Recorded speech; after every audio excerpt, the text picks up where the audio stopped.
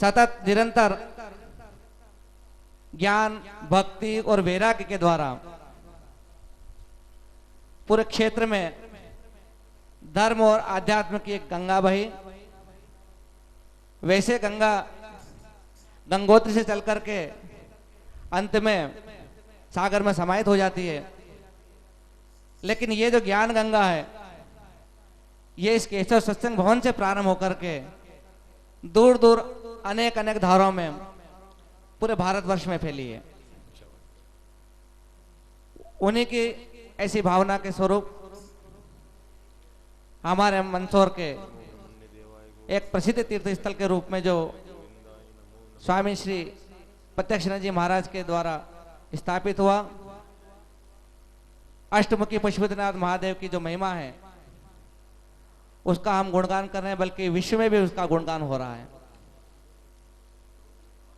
ऐसे कई दिव्य संत यहाँ मंदसौर में विराजमान हैं, बड़े बड़े उनके आश्रम हैं और आश्रमों में प्रतिदिन हम जाकर के संतों के दर्शन, उनकी कृपा आशीर्वाद प्राप्त करते आए हैं। उसी परंपरा में एक कृपा पात्र जिनको उनके शिष्या मान ले, हम भक्त मान ले, श्रीमती कैलाशी देवी जो है, जो हलकारा, जो कुछ समय पूर्व हमारे बीच में शरीर से थी, लेकिन अब उनकी पुण्य स्मृति में, उनकी याद में और श्री नंदराम जी की याद में हलकारा परिवार अपने पितरों को प्रसन्न करने के लिए उनका आशीर्वाद रूप में श्रीमद् भागवत ज्ञान सप्ताह का आयोजन करवा रहा है। ये पहला अवसर है कि सत्संग भवन के अंदर इस प्रकार से पूरी भागवत कथा का जो समय से यहाँ पर वाचन हो रहा है। वैसे संतों के मुखारबिंद से हम चातुर्मास का भी खूब खूब लाभ लोगों ने लिया है, लेकिन यहाँ पर केवल संत, विरक्त, ब्रह्मचारी विराजमान होते हैं आसन पर, लेकिन एक गृहस्थ संत के द्वारा, परम पवित्र शरीर ब्राह्मण के द्वारा ऐसा पहला सौभाग्य यहाँ पर प्राप्त हुआ है। यह संतों की बड़ी असीम कृपा हम सब पर हुई है।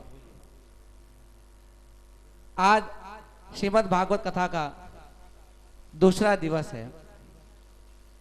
दूसरे दिवस भी सभी देवताओं का पूजन संपन्न हुआ है। उसके पश्चात पंडित रुद्रदेव त्रिपाठी जी के द्वारा भी वहां पर लाखों का सहयोग प्रदान किया गया है।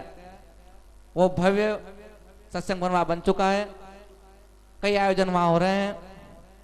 समय पर जहां जहां आयोजन होते हैं उसकी सूचना भक्तों को हम देते रहते हैं। आइए जजमान के द्वारा अब यहाँ पर आरती की जा रही है।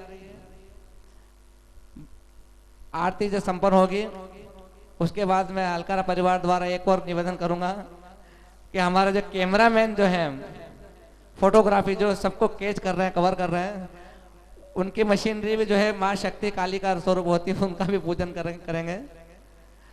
क्योंकि वे स्वयं अगरबत्ती लगावे और वो हाथ जोड़े, इससे तो हम पंडितों के मंत्रों द्वारा जो है उनकी मशीनों को भी पवित्र रखा जाए, ये भी हमारा प्रयास रहेगा। एक बात और आपको बताएं कि कथा का जब विश्राम होता है उस समय सभी भक्तों के लिए जलपान की व्यवस्था रखी गई है। जो भी जलपान लेवे हाल के बाहर जाकर के अपना जलपान ग्रहण कर सकते हैं, और जितना समय पर आप विराजमान होंगे उतने समय पर आपको कथा श्रवण होने को मिलेगी।